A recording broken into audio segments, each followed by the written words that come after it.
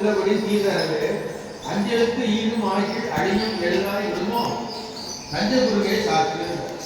அரியனுக்கு பொருளிடமாக இருக்கின்ற அறம்புரிமையே நாத உரிமையிலே இருக்கின்ற 36 தத்துவத்துக்கு அப்பால் பூர்வமான ஆடுகின்ற நடனத்தை வயலும் கொண்டு எளியனுக்கு உயர்த்தி அணுக வேண்டும். என்ன கேள்வி கேட்கிறாரு? அஞ்செழுத்து உள்ளபடி நீ ஓதினே ஈர் அஞ்செழுத்து தீதர் ஆகில் அழியும் எழுத்து ஆகிவிடுமா? நல்ல கேள்வி. அஞ்செழுத்து என்பது எழுத்து, அந்த எழுத்து அழிஞ்சிருக்க அவன் எழுத்து அழியத்தான் செய்யும். எழுத்து எங்க ஒழுங்கும்? குணத்துல ஒழுங்கும். எங்க தோன்றதுக்கு அங்க ஒழுங்கும். குணத்துல உண்டாகுது, குணத்துல ஒழுங்கும். உட்காந்து பேசணும், இந்த பேச்சு எங்க இருக்கிற ஒழுங்குது?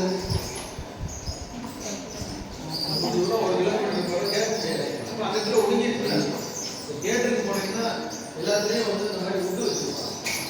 இந்த உட்டை வந்து அப்சர்வ் எடுத்து அதில் ஒழுங்கிருந்தாங்க. அப்போ பிரபஞ்சத்துல ஒழுங்காக ஒரு பேரெல்லாம் ஒழுங்கிதான் செய்யணும். 5 இடத்துல ஒழுங்கதான் செய்யணும். என்ன கேட்கிறாரு? பொருள் ஒழுங்காக அனாதித்தன்மையை பற்றி அடுத்த பாட்டு சொல்றாரு. உள்ள குறியும் அழியும் ஓதுங்கால் பாடைகளில், பாடைனா பாஷைன்னா சத்தும் பொருள் தான் சரியாது மற்றற்கு ஈசன் அருள் ஆகி எழிலார் பியோதம் மலம் அஞ்சில் ஆற்றில் எழுத்து அஞ்சு நடைவான் ஒளி ஆகிய வரிகளிலும் சொல்வடிவம் அது உணர்த்தும் பொருள் ஒன்றும் அழியாது. எழுத்து ஒடுங்கியது. ஆனால் அந்த பொருள் ஒழுங்காது. தீ என்பது சிவத்தை குறிக்கும், லா என்பது அருளை குறிக்கும், லா என்பது அருளை குறிக்கும், ஞாய் என்பது உயிரை குறிக்கும், ஞாய் என்பது மறைப்பாற்றலை குறிக்கும், ஞாய் என்பது மலத்தை குறிக்கும். ஆக இந்த 5 எழுத்துக்கள் ஒழுங்கிடும். ஆனா அனாதித்தன்மையான பொருள் ஒழுங்காது.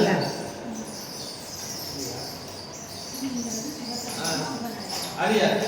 தீ என்ற எழுத்தாச்சிடும், அதனால் உணர்த்தப்பட்ட பொருள் அழியாது. வள்ளுவர் ஒரு குறள் சொல்லுவார். என்ன குறள்?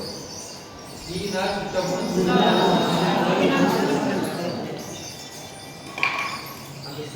அந்த சொல்லினால் வந்த உணர்வு நம்மை விட்டு நீங்காது, அது ஒருபோதும் மாறாது. அதான் 5 எழுத்தினுடைய நித்திய தன்மை என்பதை இந்த பாடல் நமக்கு காட்டுகிறது. அப்ப நம்மிடம் ஒரு பெரிய ஒரு நிலைப்பாடு 41வது பாட்டு 41. இப்ப 41வது பாடல்ல இந்த காட்டுற அடுத்ததாக 5 எழுத்தினுடைய நாட்டத்தை எடுத்து ஓதுவதனுடைய பயன் என்ன, எப்படி ஓதும் பயன் என்ன? சிவன் அருள் ஆகி பிரயோகம் மலம் 5 அவன் 5 எடுத்து அறிவான். நிறைய பேருக்கு ஒரு சந்தேகம். என்ன செய்யணும்? நான் முதலாக ஓதின் அருள் நாடாது. உனக்கு என்ன வேணும்? நல்ல என்ன வேணும்?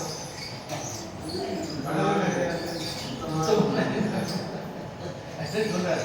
நான் வேணுமா தீ வேணுமா? எதை வச்சு முன்னாடி வைக்கணும்? இது ஒரு பையன் சொல்றாரு.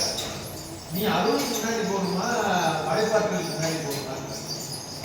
நடந்து வர தெருவுல இருக்குள்ள காற்று முன்னாடி இருக்கணும், முன்னாடி காற்று முன்னாடி இருக்கு, காற்று முன்னாடி போனாலும் உனக்கு வழி தெரியும். அப்ப நீ மலைப்பாற்ற முன்னாடி வச்சு நீ முன்னாடி போகக்கூடாது. அப்ப உயிர் யாருக்கு முன்னாடி போகணும்? சிவாய நமக்கு பின்னாடி போகணும். அப்ப சிவாய நம என்று சிவாய என்ற முதல்ல வைத்து யார் பின்னாடி? அப்ப சிவாய நம என்று ஓதுனாதான் பயம் கிடைக்கும்.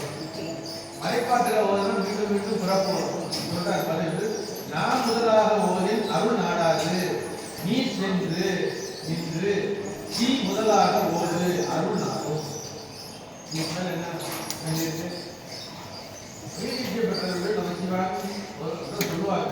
அதுக்கு பிறகு என்ன ஆகும்? மற்ற நேரத்தில் சிவாய நம்ம நமச்சிவாய போதுனா உலகத்தில் உள்ள எல்லா உணவுகளும் எல்லா வசதியும் நிச்சயமாக கிடைக்கும். ஒரே ஒரு இது சிறப்பு சிவாய நம்ம போதுனா உலகத்தில் எல்லாம் கிடைக்கும். அந்த அஞ்சலத்தினுடைய உறுதியை பொறுத்து நமக்கு நம்ம அதை மாற்றி கொள்ள வேண்டும்.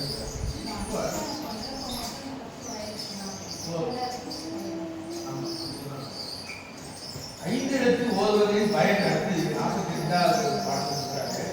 அழகு 6 எழுத்து 5 அன்னதுதலாய் அணுவை இன்று அருணி இருள் தீர இராப்பகனற்ற